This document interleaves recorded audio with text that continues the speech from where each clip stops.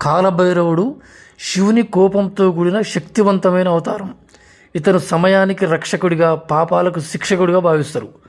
ఇతని ప్రాముఖ్యత శివుడు సృష్టించిన ఉద్వేగభరితమైన ఒక రూపం. కాలభైరవుడు శివుని నుండి ఉద్భవించాడు.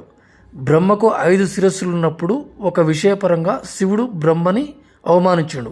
అప్పుడు బ్రహ్మ శివుడిని కించపరిచినప్పుడు శివుని కోపం నుండి కాలభైరవుడు పుట్టాడు.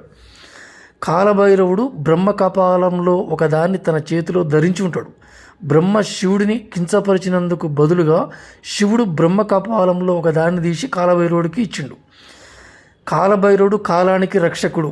భౌతిక, ఆధ్యాత్మిక మరియు కాలాతీత కాలాలకు అతని అధిపతిని నమ్ముతారు. భైరవుడు పాపాలను శిక్షించే వ్యక్తి. దండదారునిగా అతని పాపలను శిక్షిస్తాడు. అందుకే అతని దండపాని అని కూడా అంటారు.